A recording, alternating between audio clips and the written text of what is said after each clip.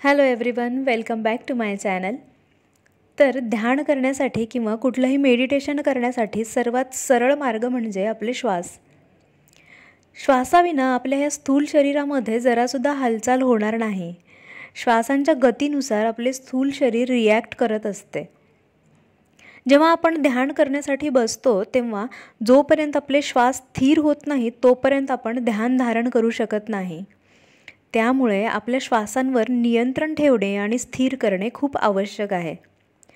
तुम्हाला जर तुमच्या आयुष्यामध्ये समतोल हवा असेल, सुख दुःख आणि प्रत्येक परिस्थितीमध्ये जर आपल्याला समतोल ठेवायचा असेल आणि कायम आनंदी राहायचे असेल तर आपले मन आपल्या ताब्यात असणं खूप गरजेचं आहे. पण बहुधा होतं असं की आपण आपल्या मनाच्या ताब्यात असतो आणि तेच आपल्या व्याकुळतेचं, दुःखाचं आणि निराशेचं कारण ठरतं.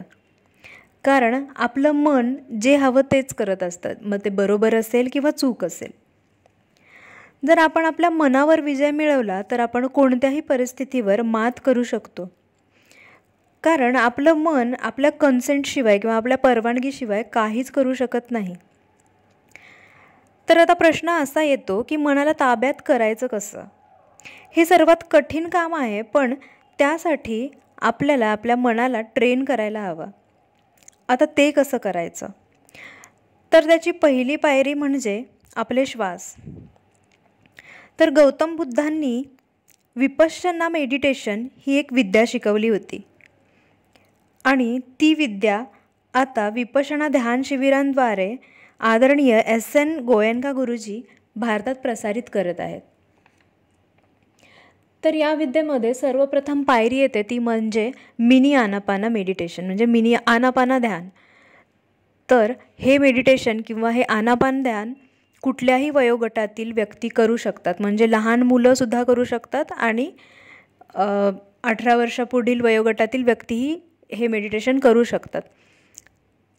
लहान मुलांचं कॉन्सन्ट्रेशन वाढेल, त्यांच्या शैक्षणिक प्रगतीमध्ये पण वाढ होईल. तर हे मेडिटेशन करायचं कसं ते आपण पाहूया. ह्या मेडिटेशनची पहिली पायरी अशी असते की त्यामध्ये तुम्हाला श्वासांवरती ध्यान केंद्रित करायला शिकवलं जातं.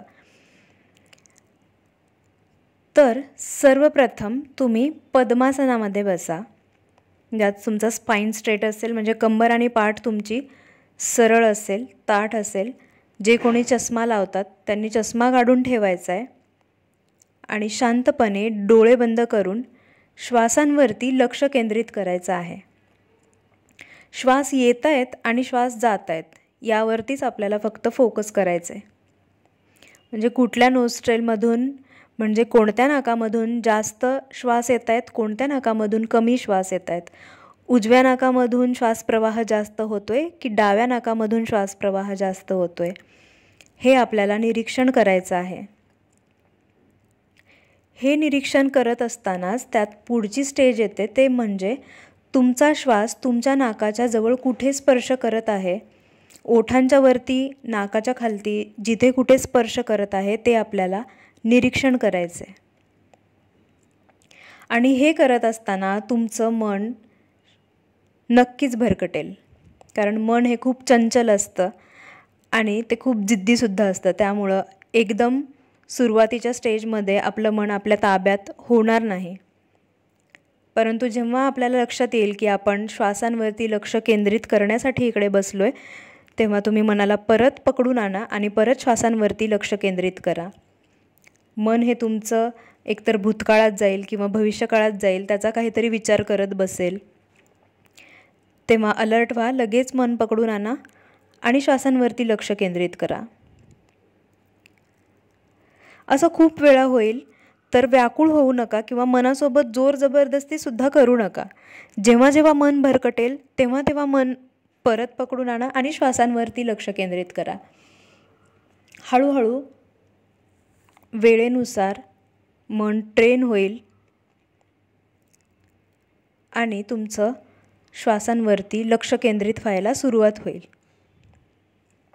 जेव्हा तुम्ही हे मेडिटेशन करण्यासाठी बसताय तेव्हा सुरुवातीच्या काळात 10 ते 15 मिनिटासाठीच बसा आणि दृढ निश्चय करून बसा की 10 ते 15 मिनिट मला फक्त माझ्या श्वासांवरती लक्ष केंद्रित करायचं आहे.